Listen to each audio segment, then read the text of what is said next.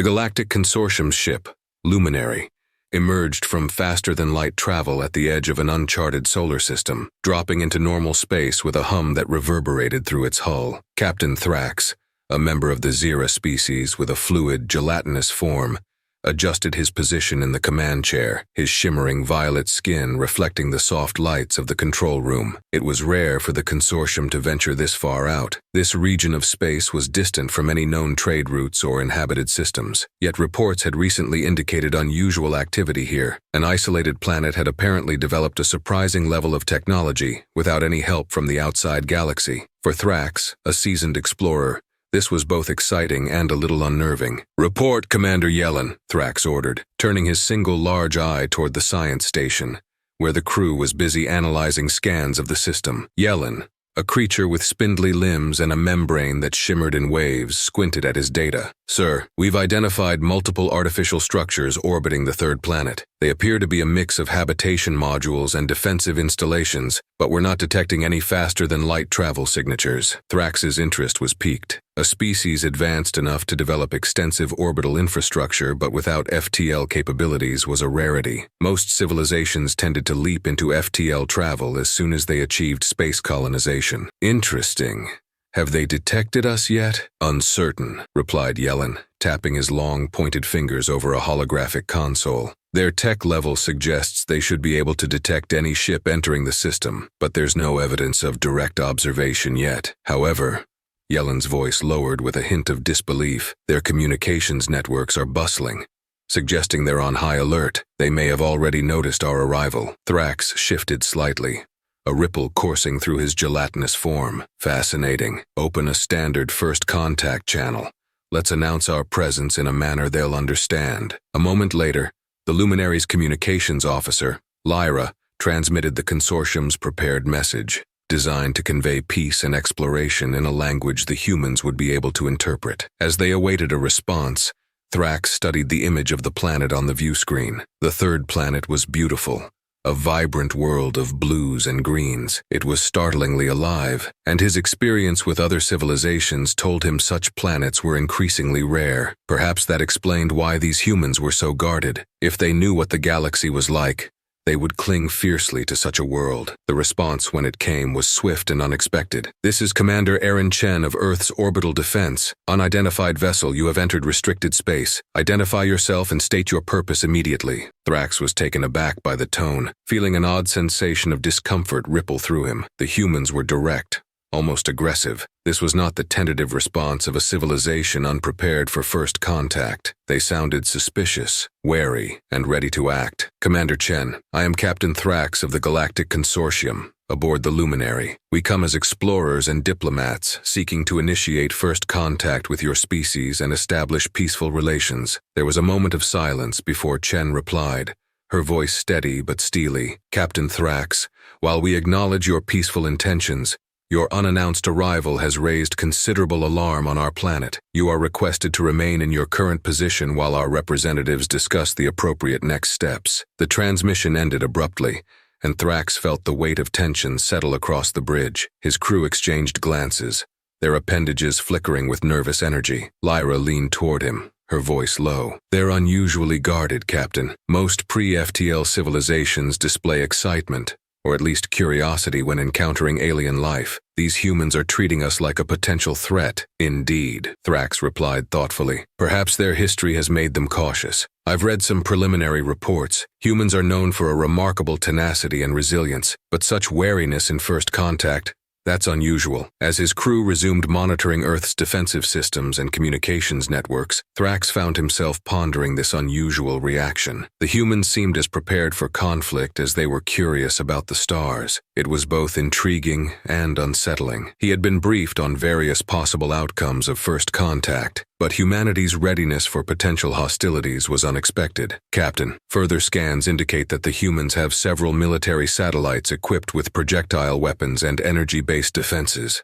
Yellen reported. "It's surprising for a pre-FTL species to maintain such extensive orbital defenses." Thrax felt a chill spread through his form, something he rarely experienced. "They have prepared for threats from space, but how could they have anticipated us?" Yellen hesitated, his membrane flickering with uncertainty. Perhaps they've experienced enough internal conflict to expect external threats as well. The bridge hummed with quiet activity as the crew continued to monitor Earth's response. The humans were uncommonly cautious, and Thrax knew he would need to exercise patience. "Open a direct line with the Consortium High Council," he said finally. "They should be informed of this species' defensive stance." As Lyra worked to connect with the High Council, Thrax continued observing the distant Earth, his mind racing with questions. Why were these humans so defensive? Most worlds his crew had visited were eager to join the galactic community, to learn and share knowledge. Yet Earth seemed more interested in protecting itself. A few moments later, Lyra signaled that the council was online. Thrax relayed his findings, emphasizing humanity's defensiveness and apparent readiness for conflict. The council members, seasoned leaders from various consortium species, appeared equally puzzled. "Captain Thrax," came the voice of High Chancellor Valen, her crystalline tone resonant and firm. "Your findings suggest caution, but we still believe this species should be approached peacefully. Humanity may be guarding their planet due to their own history, as many younger species do. They've simply never encountered an interstellar civilization. We will support your continued diplomatic efforts." Thrax acknowledged the order, although a lingering sense of unease remained. The Council's confidence was comforting, but he could not shake the feeling that humanity would not respond predictably. Already, Earth's defenses had proven they were prepared for a threat beyond their world, a fact that unnerved him more with each passing moment. As the luminary drifted in orbit, waiting for Earth's next response, Thrax's mind remained restless. There was something about these humans, something that went beyond their technology or their defensive readiness. It was as though an unspoken resolve, a fierce determination, hung in the air around their world. For the first time in his long career of exploration, Thrax felt a creeping uncertainty. These humans were different, and he would need to tread carefully. As the luminary held its position on the edge of Earth's orbit, Captain Thrax waited for an update from Earth's leaders. Hours passed with little word, save for an occasional communication from Commander Chen, who insisted they remain stationary while Earth's governing body deliberated. Thrax found himself unsettled. First contact typically involved open curiosity or cautious excitement. Here he was faced with a restrained, calculated silence that seemed almost hostile. He watched Earth's surface on the view screen, aware of the millions of lives below, and wondered what had shaped this species into one so prepared for confrontation. A message from Earth came through at last, but it wasn't a greeting. President Alex Kane, Earth's representative and leader, appeared on the screen. His gaze was unflinching, his presence formidable. With a calm and controlled tone, he began to speak. "Captain Thrax of the Luminary, I am President Kane, representative of the United Nations and of Earth. Our world has discussed your arrival, and while we understand that first contact is a historic moment, your unannounced appearance here has placed us on high alert." Thrax offered a respectful nod, though Kane's words weighed heavily. "President Kane, we come as emissaries of peace from the Galactic Consortium. Our purpose is to extend an invitation to join the interstellar community and benefit from centuries of shared knowledge and resources. It is a path to mutual growth." President Kane's expression did not soften. "We appreciate your offer. However, I must inform you that humanity has been shaped by a long history of conflict and conquest. We are not strangers to struggle, Captain, and we have developed a cautious approach to foreign powers, especially those capable of obliterating our defenses in a single strike." Thrax paused, feeling an unfamiliar sensation of unease ripple through him. The High Command had briefed him on humanity's reputation for resilience, but this display of fortitude exceeded his expectations. "Understandable, Mr. President," he replied carefully. "It was not our intention to provoke such caution. We are here in good faith." Kane nodded,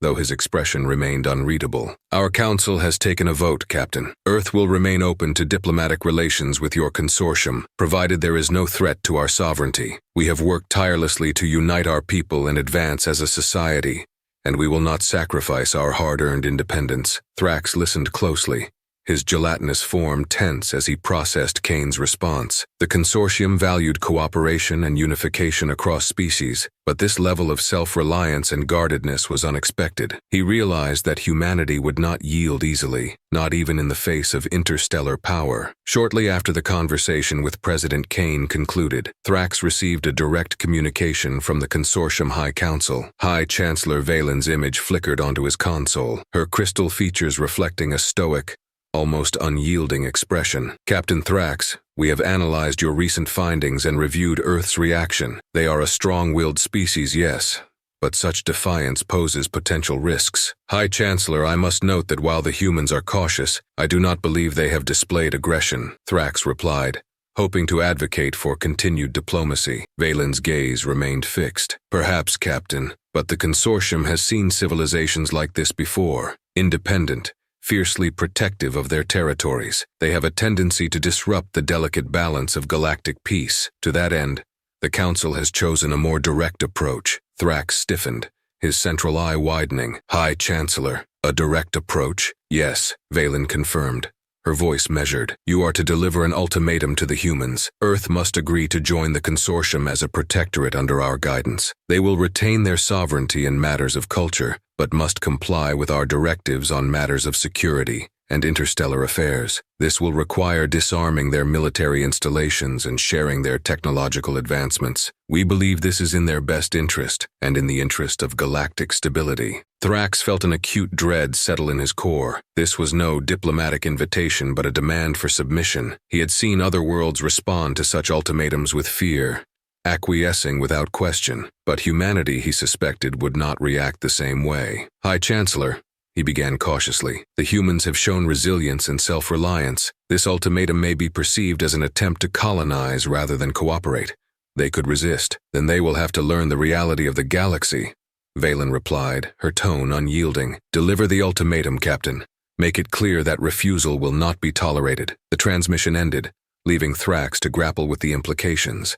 He knew his duty was to obey, but the conversation with President Kane lingered in his mind. Humanity, for all its apparent primitiveness, had a spirit that could make submission an unlikely outcome. Thrax took a steadying breath and ordered the communications team to prepare a channel. Moments later, President Kane's face appeared on the screen once more, calm but wary. Captain Thrax, back so soon? With a heavy heart, Thrax began to speak. President Kane, I bring an official decree from the Galactic Consortium. Earth is to join as a protectorate under our guidance. This requires the dismantling of your military capabilities and the integration of your technology with our systems. In return, Earth will receive protection and access to our knowledge and resources. Refusal, however, may result in actions we would prefer to avoid. A long silence fell over the line as Kane absorbed the weight of Thrax's words. The tension in the room was palpable, each member of the Luminary's bridge crew exchanging wary glances. Then Kane finally spoke, his voice low and filled with unmistakable resolve. So your offer of peace was merely a guise for subjugation, he asked, his tone colder than before. You enter our system uninvited, claim you come in peace, and then demand that we surrender control of our defenses and technology. Captain, we have faced oppression before, but always from our own kind. It seems the galaxy too holds those who believe might makes right. Mr. President, I assure you this is not an act of aggression, Thrax replied, his voice strained with discomfort. The Consortium wishes only for harmony. However, your strength and independence raise concerns. Such qualities, if left unchecked, could lead to future conflicts. Kane's expression hardened. The only conflict we see is the one your Consortium is forcing upon us. We have chosen peace, but not at the cost of our freedom. If you believe that your superior technology entitles you to our submission, then I'm afraid you've misjudged the character of humanity. Thrax felt the cold sting of realization. This was not a species that would yield. As the transmission ended, he sat in silence, his mind whirling. Earth had just refused the Consortium's ultimatum, an act that could only lead to one outcome, confrontation. As he sat back, Thrax was struck by a thought he hadn't considered before. In its insistence on compliance, The consortium had perhaps ignored the one thing that made Earth dangerous. Humans didn't fear what was stronger than them. They had survived, thrived, and advanced not because of peace, but because of resilience. This planet's history had forged them into beings who would not bow, even to forces far greater than themselves. Thrax, for the first time, questioned the consortium's mandate. He couldn't ignore the fear that they were about to unleash a force they didn't fully understand, a force that had just shown the courage to stand against the galaxy. In the moments after Earth's defiant rejection of the consortium's ultimatum, an unsettling silence settled over the Luminary's bridge. Captain Thrax sat motionless, processing what had just transpired. He had delivered the consortium's demands, and Earth had answered with a resounding refusal. Humanity would not submit, not even under the threat of galactic reprisal. Thrax glanced at his crew, seeing his own uncertainty mirrored in their eyes. They had expected fear, perhaps even desperation, from a species so technologically behind the consortium. Instead, Earth had responded with a courage that unsettled him more than open hostility ever could. As Thrax pondered their next steps, a transmission came through from High Chancellor Valen. Her crystalline form flickered on the view screen, sharp and unyielding. Captain Thrax, we have reviewed Earth's response. The Council has authorized an escalation. You are to proceed with an initial show of force to compel compliance. Begin by deploying our weapon systems within their orbit to make it clear we mean business. The humans will see that resistance is futile. Thrax felt a pang of doubt, but knew better than to question the High Chancellor's orders. Understood, High Chancellor.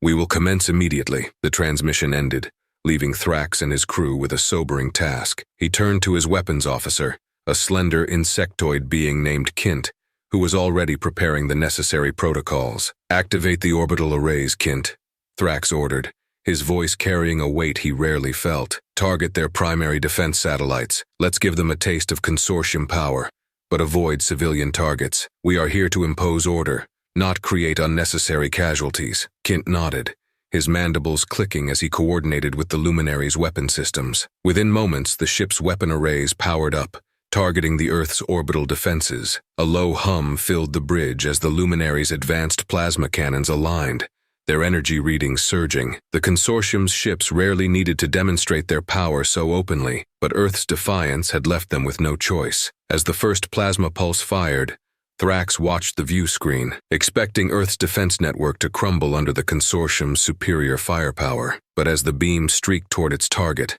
a powerful energy field suddenly surged around the satellite, absorbing the blast with surprising ease. Thrax's single large eye widened. What in the void? He murmured, feeling a ripple of unease spread through his gelatinous form. Kint, equally shocked, scrambled to adjust the targeting systems. Captain, their satellites are emitting some form of energy shield, one far stronger than anything we anticipated. They were ready for this. The Luminary's bridge buzzed with tension as the crew watched Earth's defensive grid light up in response. One by one, the satellites powered on, and the dark void of space around Earth was suddenly filled with the glinting, ominous shapes of heavily armed satellites. Thrax couldn't believe what he was seeing. Earth had somehow anticipated an extraterrestrial threat, and had built a network of defensive weapons to match. Before he could process this, an alarm blared across the bridge. "Captain," shouted Yellen from the science console, "Earth has deployed countermeasures.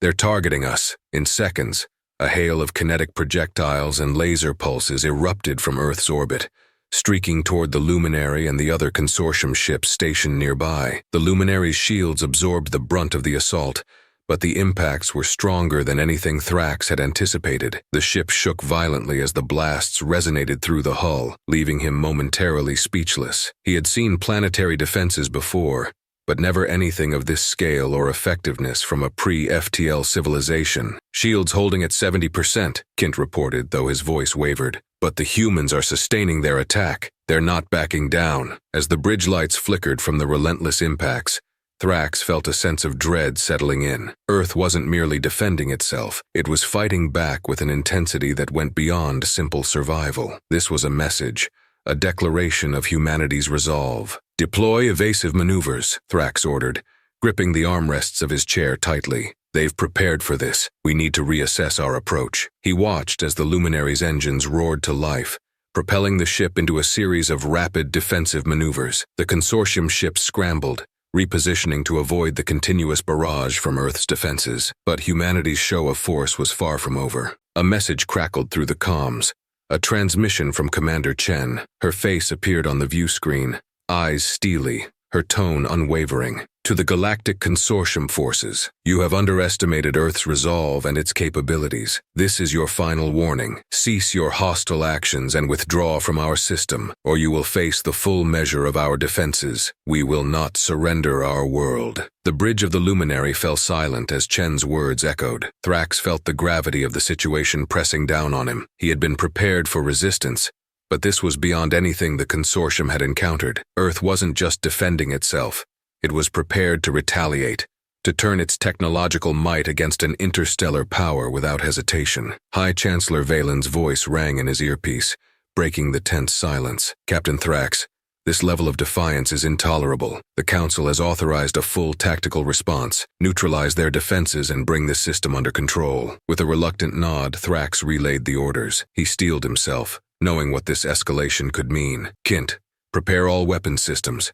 Target their key installations. But before they could fire, Earth's forces launched a new counterattack. From hidden bases on the moon's surface, a series of high-energy particle beams lashed out, catching Consortium ships off guard. Several smaller ships were struck, their shields faltering under the unexpected assault. The luminary's sensors went haywire, struggling to keep up with the sudden surge of hostile energy signatures. Captain, these energy readings, they're off the charts, Yellen shouted over the noise. Earth's technology is far more advanced than we estimated. They have particle weapons, magnetic railguns, and energy shields far stronger than anything a pre-FTL civilization should possess. Thrax watched as the Consortium's fleet reeled from the assault. Human ships, small but highly maneuverable, emerged from behind lunar installations and hidden orbital stations, moving with agility that the Consortium's bulky vessels struggled to match. The Consortium had anticipated a quick show of force, not a full-scale battle with a species that clearly knew how to defend itself. With each passing moment, Thrax's respect for humanity grew,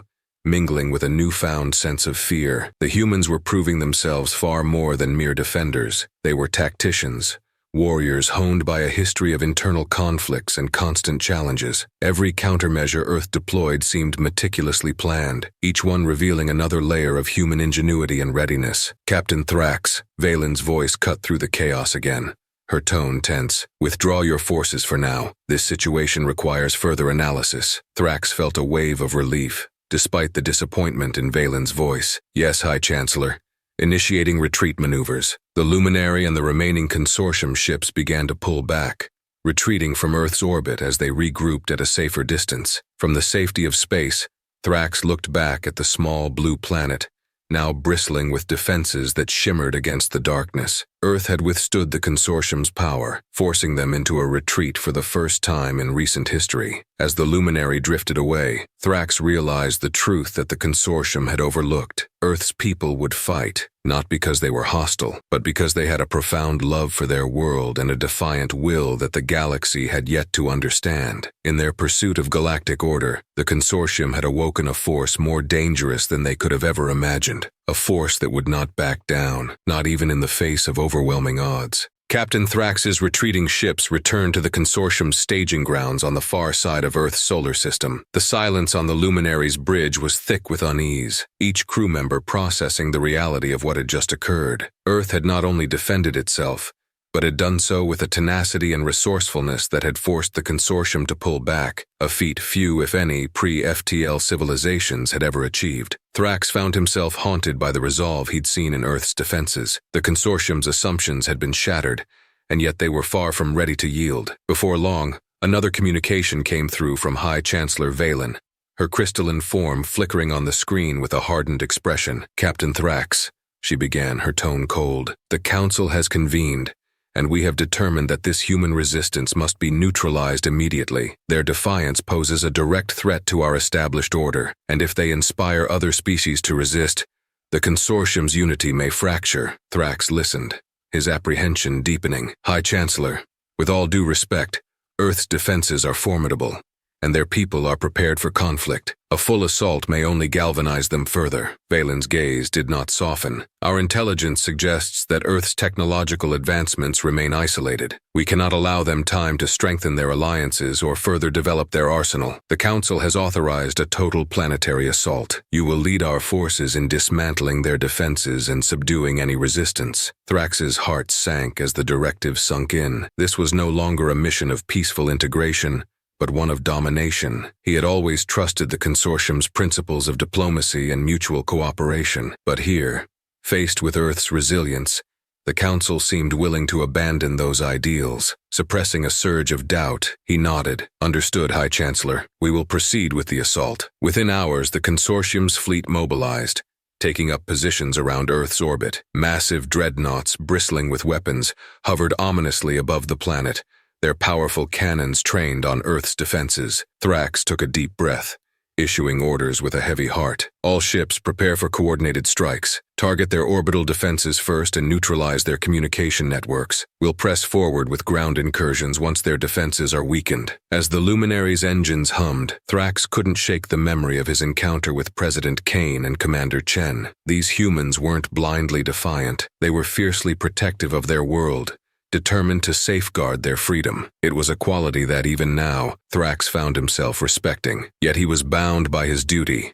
and as the countdown to engagement began, he resolved to see his mission through. The first volley of the assault commenced with the flash of energy pulses and kinetic projectiles slicing through space toward Earth's defenses. Explosions erupted around the orbiting satellites, some of them crumbling under the sheer firepower of the consortium's cannons. But just as the consortium forces began to gain ground, Earth's counterattack erupted with renewed force. From hidden silos on the moon and deep within Earth's atmosphere, human forces launched retaliatory strikes. High-powered missiles, electromagnetic pulses, and laser beams streaked through the darkness, hitting consortium ships with pinpoint accuracy. Some of the dreadnoughts shuddered under the impact, their shields flickering as Earth's defenses dug deeper into their protective fields. "Shields at 80%, Captain," reported Kint, his mandibles clicking with tension. "Their countermeasures are more intense than projected. They're adapting faster than we anticipated." Thrax watched the view screen,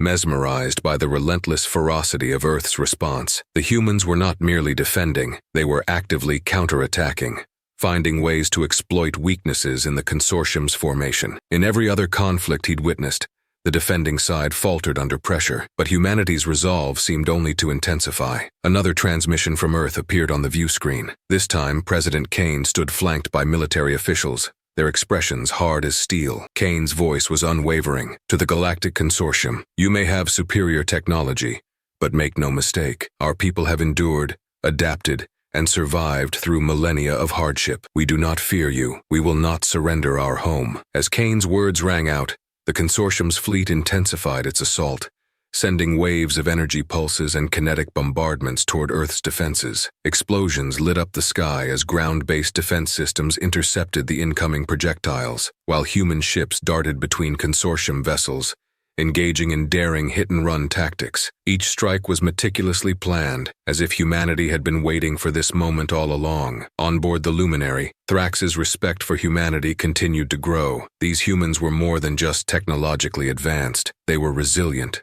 resourceful, and driven by an unbreakable spirit. But the consortium's orders were clear, and Thrax knew that failure was not an option. "Continue the assault," he commanded, his voice carrying a note of reluctance. "Focus on disabling their primary defenses. We need to breach their atmosphere." As the battle raged, an urgent message came from Commander Yellen. "Captain, long-range sensors are picking up signals from other star systems. It appears that Earth's conflict is not going unnoticed. Ships from nearby planets are converging on our position, likely drawn by the transmissions Earth has broadcast across the region." Thrax's eye widened. "Are they allies of Earth?" Yellen shook his head. "Unknown, Captain, but some of these species have been oppressed by the consortium for years. This show of defiance may have inspired them." The ramifications hit Thrax immediately. Earth's resistance was becoming a symbol, sparking hope among species across the region. If this rebellion spread, the consortium's authority could be destabilized. High Chancellor Valen's earlier warning echoed in his mind. Earth's defiance, if left unchecked, could ripple outward, threatening the consortium's grip on the galaxy. As consortium forces redoubled their efforts, Earth's defensive grid continued to hold strong. Human ships, nimble and surprisingly well-armed, weaved through the consortium's formations, exploiting every gap, every weakness. Meanwhile, reports flooded in from Consortium Command, alerting them to uprisings on other worlds,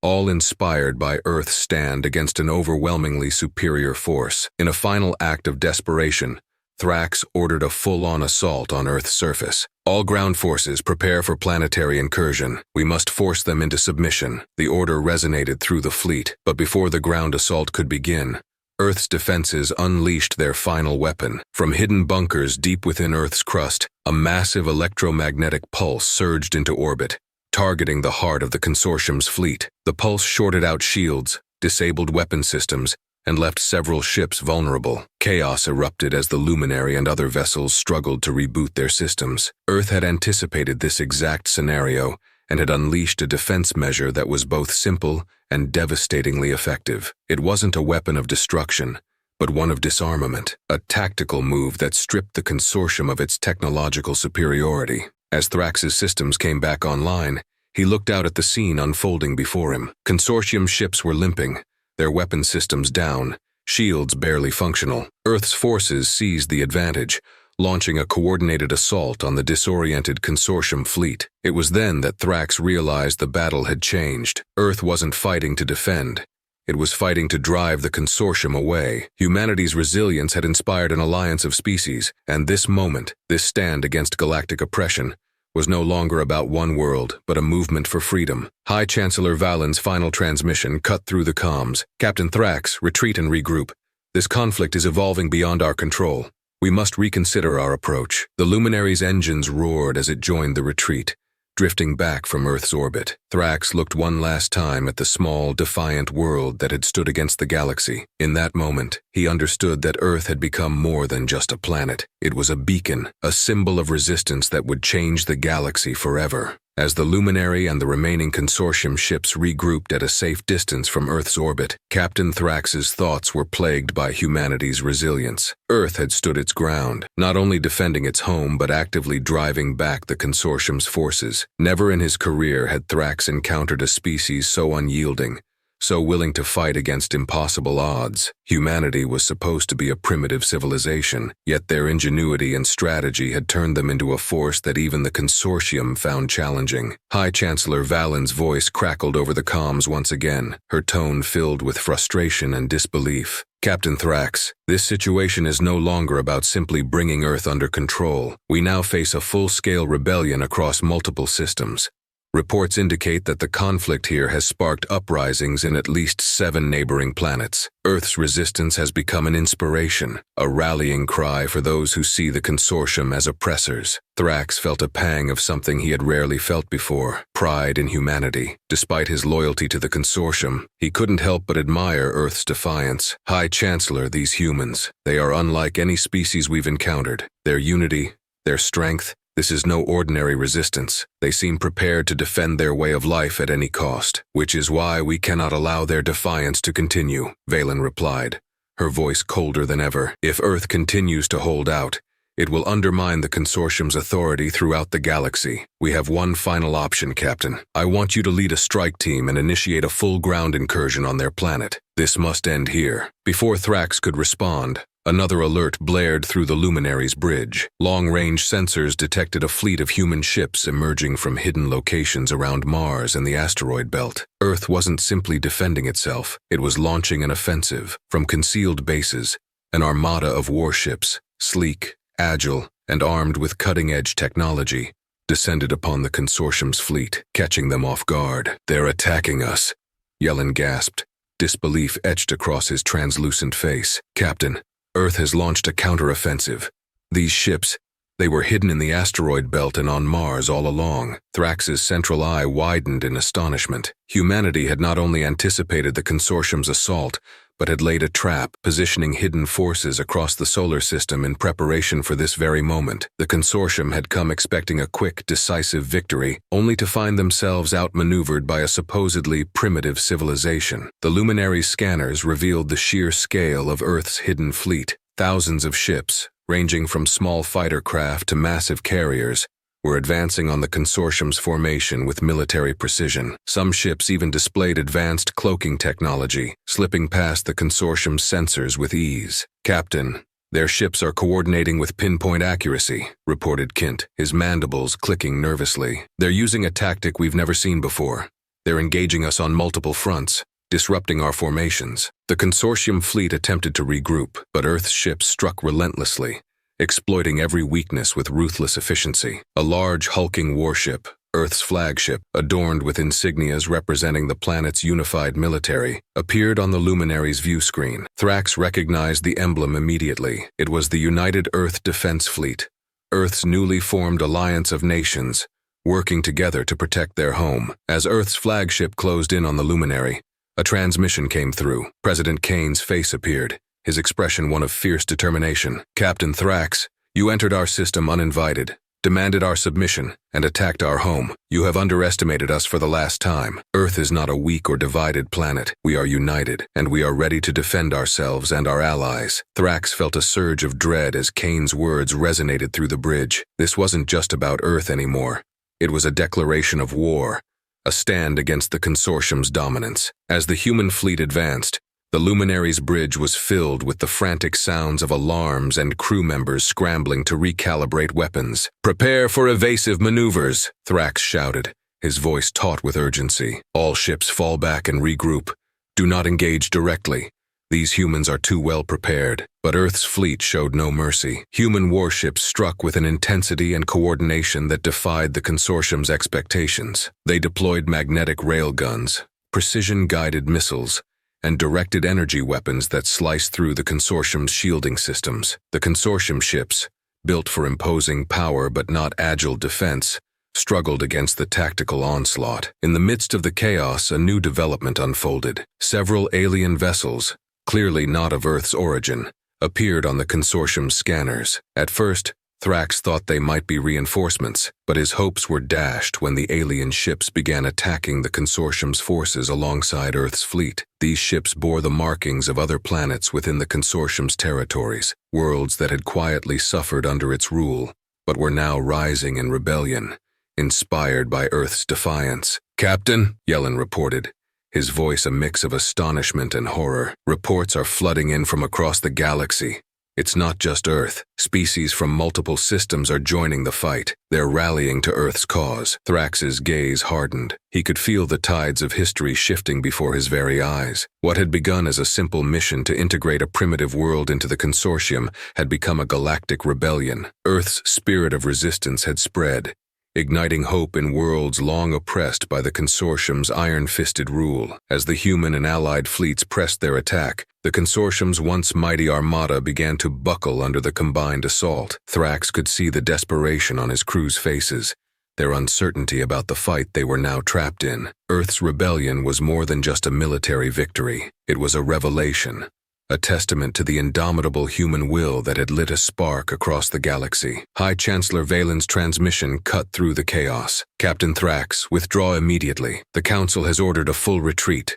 We must reassess our approach to this rebellion. The humans have brought our authority into question, and we cannot allow further losses." Thrax took a steadying breath, acknowledging the command with a nod. "All ships, retreat from the system. We're leaving Earth, for now." As the consortium fleet turned to flee, Thrax looked back at the small, resilient planet that had changed everything. Earth had not only survived the consortium's assault, but had launched a counterattack that had driven an interstellar power into retreat. Humanity had achieved the impossible, and in doing so, had inspired countless worlds to stand up for their own freedom. As the luminary's engines powered up, preparing for faster-than-light travel, Thrax felt an unfamiliar sense of awe for humanity. They had taken a stand, not only for themselves but for every species that yearned to break free from the consortium's rule. Earth's victory was a signal that resonated across the galaxy, a message that even the most powerful empire could not suppress the will of those who sought freedom. The consortium's retreat marked a turning point, one that would ripple through history. Earth's defiance,